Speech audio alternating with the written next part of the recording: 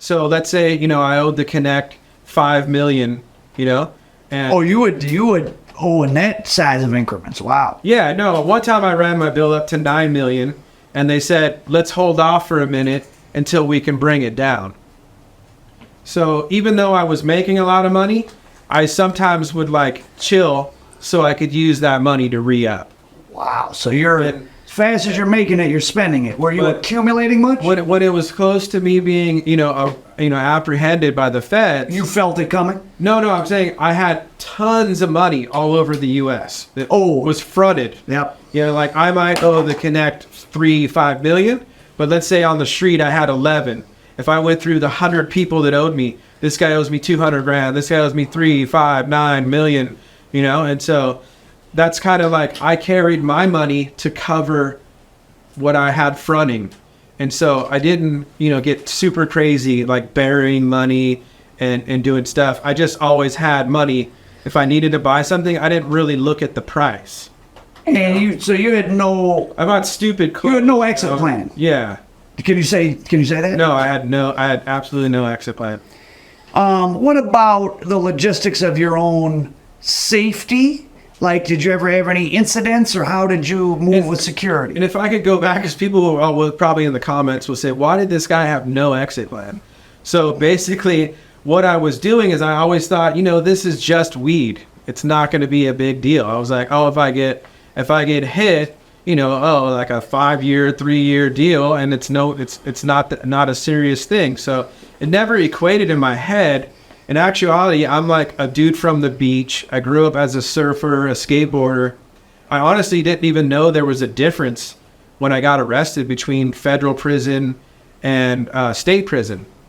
I just kind of figured, LA County Jail, because I'm from an area that's upscale. I never dealt with a lot of people in my area that got I went to the feds. So you just wasn't... Jail was something you saw on TV. Pretty much, yeah. Other than me going into neighborhoods where people would homeboy, got picked up today, I would always post bail for people that were affiliated with me. I would contact their girlfriends or wives. I would give them bail money. I would pay for their lawyers. And basically then just say, hey, and try to, dip a little bit. I would even go as far as if you got caught, I would hire a private investigator to go to your court hearing, to listen to your court hearing. To see where... Yeah, and sometimes to the certain extent, if let's say you got caught, I would even hire you to follow me around and make sure that I'm not being followed. So there was time periods where... wow, that's interesting. There was time periods where I would have a PI that worked for me, a private investigator, and he would be outside my house with a walkie-talkie. And he knew what was going on. Yeah, I paid him in butt. So he knew where all my safe houses were, and I would tell him sometimes he would do laps. If I told him I would pull over, I'd pull over in Compton, go and walk in someone's house. See him, he would do laps around the street. Everything looks clear. So I did, a lot of things to make sure that I was well protected. And honestly, I never really... I was going to say, did you ever have any issues, attempted robberies? I never had anyone deliberately rob me personally, but and that's probably due to the fact that I gave people things on the front. I gave it to them on consignment. So if I'm going to come to your house and give you something and you pay me later, you're not going to... What's to rob? What's there to rob other than later on you might say, hey, I gave some to homeboy over here and he didn't pay me. How much of that problem? I mean, it's always a problem in the drug business, whether you're dealing with crackheads or... Here's what I do in that scenario. I tell you, from now on, if you're paying me, let's say $3,800 for a pound, now you're going to pay me $44,000, $4,100, and $300 off every pound now goes to your debt. So, or I would say, I need something like you have to give me a car, whatever the scenario is. So at this level of the game, it's not so easy to write off. So a guy who's been spending 50 grand a week with you for 8 months gets 100,000 in the hole. You really don't want to just write them off. There's not that many people that can move that type of weight. So you want to figure out how to work their debt off and keep them as a customer. Hear me out. So the other thing is I can't run the risk of taking, people that I know to go and strong arm this person and go over there and, and threaten him. To some degree, they know who I'm affiliated with, right? So the threat kind of is like, they know my connect on the higher level of, the people that I dealt with, right? And further, and I'm not going to say a name, but you were accused of being affiliated with a motorcycle entity. Exactly. Let's just say something similar, like a Sons of Anarchy type of scenario, right? So a lot of my local people, and as I started venturing into different states, they all knew that I dealt with these people. And those kind of people, amongst anyone in the criminal food chain, did have a reputation of not to be scoffed at, let's just say. Right. And then, on another note, so locally, I dealt with a lot of people in urban cities. And so I would always have people that, they look like, big people, like, let's say someone like a Suge Knight, big, intimidating, a guy that says, hey, if you ever have an issue, I'll go and talk to someone. It's not going to be like, rough people up, jam guns down them, So sometimes those conversations, had to be dealt with. I remember oftentimes even using Samoans, that are just gigantic people, right? And they would go and they would have a nice conversation and say, you owe him, and so bill collectors. Yeah, so it's not so much that's my get down because of my background. I have 0 tattoos. I grew up as a surfer. I'm not going to go around strong arming people in that sense, but I still have to get paid, and I don't want to bring heat. So by me not bringing heat, I would continue to work with them and just tell them, now you owe me more, or now you have to give me a car. And that pretty much always worked. Did you have to write off much debt? Very little? I did, yeah. And it's interesting thing I explained to somebody a while ago, writing off debt, initially, like let's say the first time you do it and you can't afford it.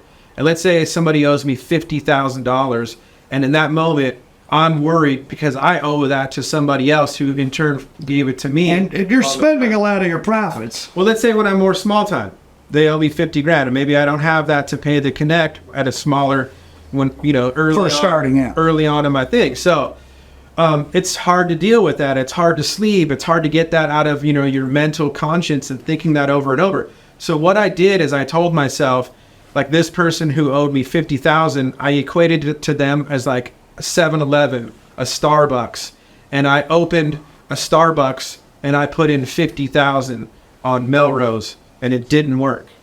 I put in $50,000 in Compton, and it worked. I put a Starbucks in Inglewood, and it worked. So that's the only way I could psychologically get past me not having to fucking murk somebody that owed me $50,000. You know what I mean? And I had to walk away from it because I can't bring heat. It's not worth it. I can't ruin my income. Well, on a different note, so at this time, do you think you were for a while, were you kind of the only one? And then there had to be other people getting in the game, or you never really know who else is doing what you're doing? Well, no, I do know, like, as I became, large in the community, right, even in LA, eventually other people also started acquiring, Kush from BC.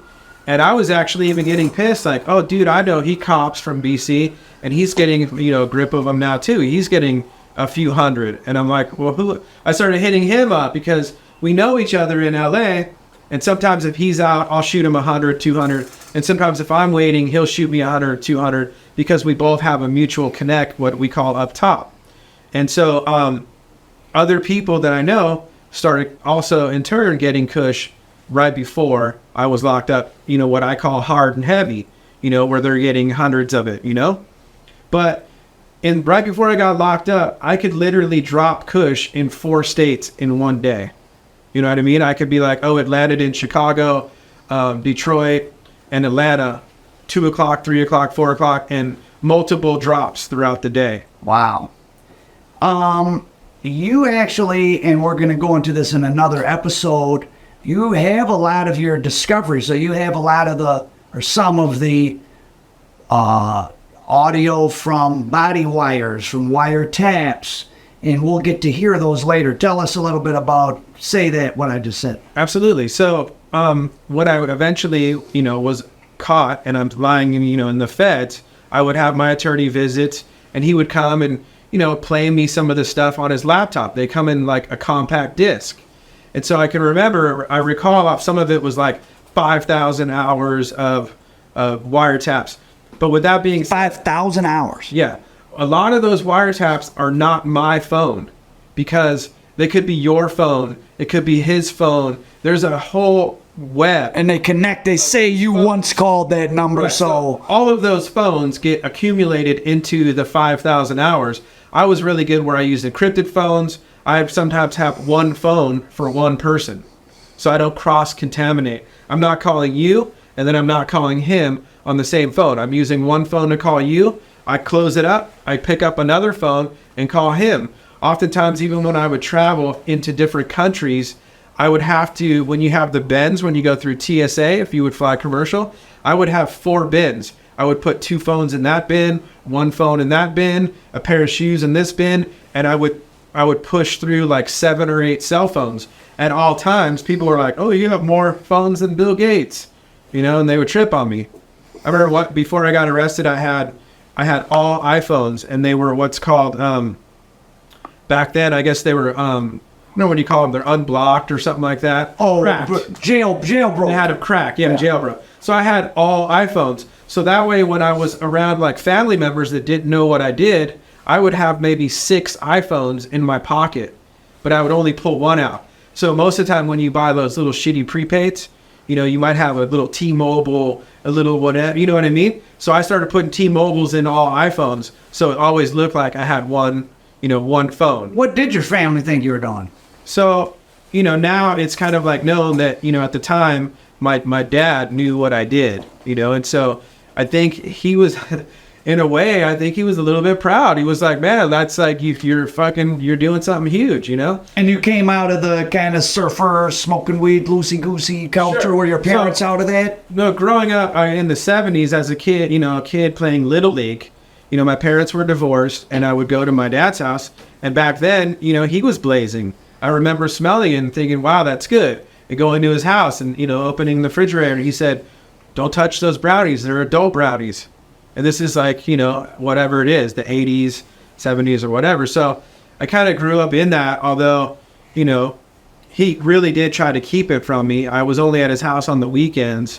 But me being a kid, you linger around and you see things, So take us to the beginning of take us to the indictment and getting arrested. Sure. For a year, and did you feel the heat, and what was the process of getting arrested? Eventually, the indictment hit in 2011, probably early on into the new year of 2011. And so when the indictment hit, it went all throughout the United States. It was a multiple raid, all at the same time, like Seattle, Chicago, Los Angeles. Huge indictment. Sure, yeah. So it would have made the Department of Justice's probably press release list and all that. Of course, yes. So during that time, I was actually able to not get clipped. And I'm not sure exactly why. Not you weren't charged, you weren't taken into custody. So I started calling. I had a lot of moves to make that day. And I was calling my pilot. The phone's powered off. I called another dude. Phone's powered off. And by me powered off, there's no ring. Straight to voicemail. So I called a bunch of people. Boom, boom, boom. Straight to voicemail. And I already know going into that business, straight to voicemail to some degree is not a good thing. In my world, that means like maybe you're done. It would oftentimes scare me because my pilot, when he was transporting maybe 400 pounds. Oh, so at some point you moved up to having your own pilot. Oh, yeah. And the cattle truck ends. Well, the cattle truck is to cross into. Oh, I'm sorry. The pilot's moving it state to state. So, eventually I purchased my own airplane. I'm not a pilot, but I had, like an elderly dude who was a pilot for me. And eventually he recruited more pilots. Ever any problems on the moving it within the United States end? Yeah. No, at one point before the airplane, that's kind of what triggered my getting busted. Before the airplanes, I was using big rigs and We call wheeling this the it. white big meat. get a lot of views. Are you still on live or no? Originally, it started out as the Canadians would send over Kush indoor. Maybe like 1,500, 1,700 pounds. It would land in Seattle. In Seattle, they would bust down the container. That's something that I did to kind of set myself up to make, a lot of money within the industry. Is when Kush hit LA market, I eventually acquired clones. And so then I took those clones and I sent them up to Canada, in which then they kind of just spread them throughout the community of growers. Whoa, let's go back. So yeah, when I started to discover Kush in LA and I started seeing the prices people were paying, I hung out at a dude's house one day while he was, he served a bunch of his customers, and I saw what they were paying, and I was kind of like in shock. So I used to use an encrypted phone. I jumped on my phone, started communicating with the Canadians, and told them like, hey, I have this, and they said, send it up. We'll put it into production for you. And then I even, at the moment, was like, I'll pay you guys more. And I convinced them. And they basically even told me, you don't need to pay us more. As long as you move more product, we're fine with it, So in a way, I'm not, 100%, but I would like to think that I'm the inventor of, like, Canadian Kush. So I sent up, 50 clones. And then eventually, 8-9 months later, the clones started to arrive, and I kept asking, like, where are they? Did you give them to someone else? And I got a couple loads where it was marked, and then it wasn't really what I had given them. And so at that point, I was eventually it showed up, and there was probably like 75 in there. And from that point, then they just started coming hard and heavy, and it was like 300, maybe maybe twice a week. And so eventually, I just flooded the entire LA market with what at the time was Bubba Kush. We started hearing rappers talking about Bubba Kush. So that was you that did that. So yeah, so I was actually, I made the initiative to send Kush up to, the Vancouver area, in which eventually they just started spreading it amongst their growers. And so the growers I worked with out there were like significant, growing, 300 or 400 lighter shows, and where you have, just huge indoor grows amongst a number of people. It wasn't, like one grower in particular. So once I kind of set myself up for that. Now that's a big logistical task. What age were you when all this started? I was probably somewhere in the age of like 35, 36. A lot of drug dealing can be just, you happen to know some big plug, you get some stuff, put a markup on it, give it to someone else. But you had a real operation. There's a lot of employees who came and went. There were little things to keep track of. So you came from a background of, as a kid, seeing your father, and then your own running businesses with lots of small moving parts, meaning, I got to pay rent, you got 8 employees, some of them are part-time, lower educational level, similar to who's going to be in the drug trade. So was the kind of people and things you had to do logistically and management-wise in the drug business fairly kind of overlapping with the business world you came from regularly? At some point, when right before I got arrested, you could say it's like running a major corporation. I'm importing drugs from, essentially running drugs in 3 countries, so. How many employees do you have? Eventually on my indictment, there was a total of 32, which nearly wasn't even probably a quarter of my whole entire. 100 people. For sure. At once. Absolutely. Doing different, not necessarily some doing small tasks, but 100 people. In a roundabout way, I probably worked with every gang in America that sold drugs that came from me. So I'm from Detroit, and obviously we're not going to say any names of anyone who wasn't in any paperwork, and it's not public record, but Detroit, and this is per the DEA and all that, that is a town that even for its size generates a lot of drug money. And you had some African-American guys in Detroit. We don't remember their names, obviously, but, how would someone like you meet someone like them? So The way I kind of, Detroit was like one of the first areas, aside from like something somewhat, local, where I would run stuff over to, Las Vegas area, or when it would come down from Seattle. Detroit was like one of the first areas that somebody approached me when the Kush market in LA, the prices fell due to medical marijuana dispensaries. So when those prices fell, somebody hit me up and was like, hey, I know a crew.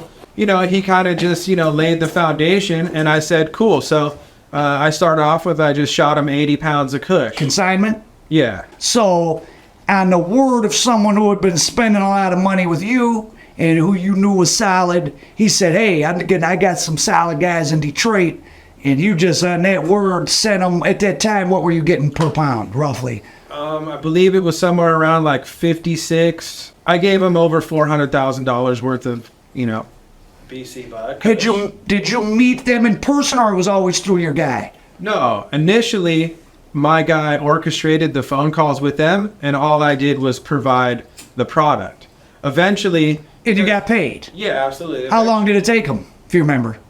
The first load actually took a while because they didn't know how to do it. Kush, at this time, when I dropped it, was probably the first person to ever land in Detroit. So when they got it, my buddy eventually shot me their number, and I started, inquiring back, when will you have the money, right? And I remember kind of panicking. I hit them up, and they were like, oh yeah, they hadn't really moved anything yet. And I was thinking, wow, like that money needs to come back sooner than later. And if you've only got rid of, a handful, this is potentially a problem. Yeah. And so they flew out to Vegas and met with me. First time you're meeting them? Yeah, I had to sit down, and I basically gave them the rundown on, like, Kush is the upper echelon, and I kind of explained to them, how it's in the hip-hop community and the LA markets. And this would have been what we would know first as the chronic, I guess. Exactly, yeah. Once I kind of like broke that down in that sit down, they came back like a week later and had all the money ready to go. Wow. And from then on, how much, and I'm just asking a lot about Detroit because I'm from there. From then on, like, what was the loads to them, and how fast, and how much money, and were there ever any problems, etc.? I started probably doing stuff around the area of like 100 to 150.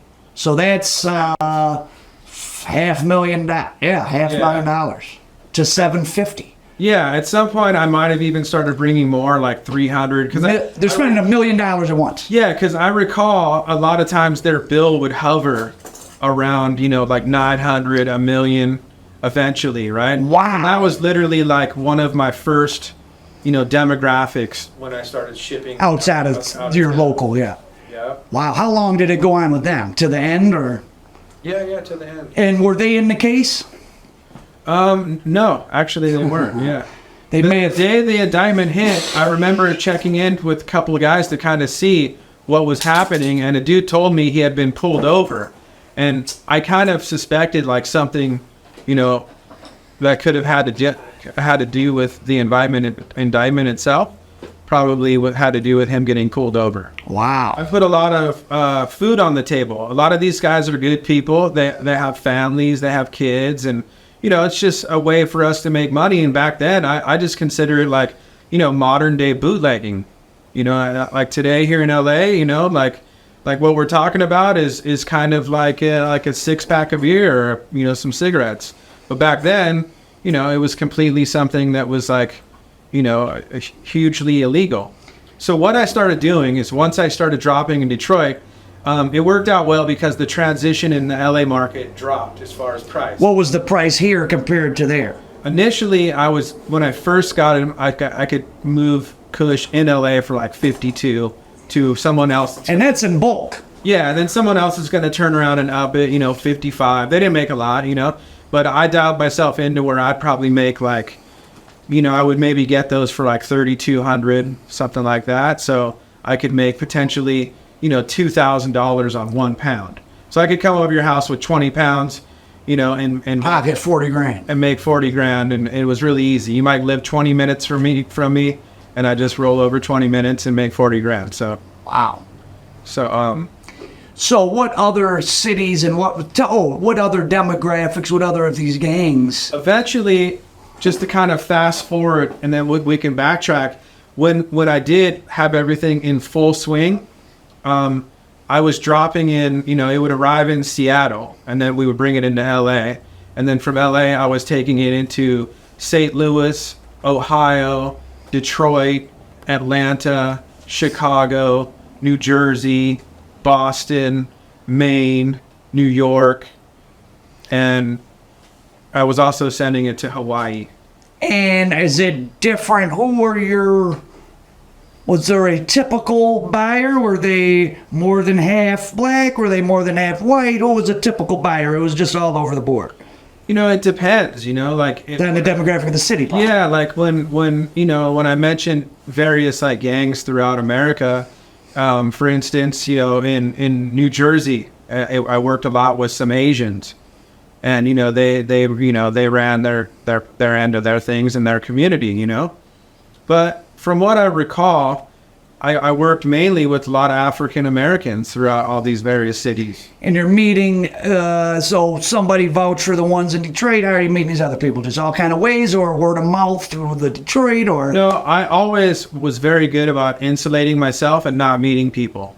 So in order to procure all of these various clients in all of the different states, what I started doing is, let's say I knew you in LA, I would come to you and I would say, do you have, a family member? Do you have someone you grew up with in high school? Somebody that obviously, that's not like sight unseen, or you can't trust that they're, police enforcement, you know what I mean? Yeah.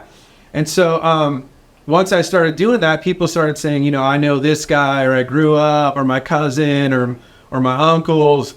And so then it just kind of led to that. So you were proactive. Right. If I was more hands-on, back in like the early time before I started sending it, out of state, I would kind of just run around LA. I would go to all the neighborhoods in LA. I would go through South Central. I'd go through Inglewood. I'd go through Compton. And these are the people you might have just happened to know from life. No, because people know, they introduce me. They're like, oh, I'm the plug. Oh. And so, people are like, oh, my boy, he moves a lot. I'm going to hook you guys up. Ah. So, as I do my daily runs, so let's go back to like a day that I might run around in LA when I was hands-on.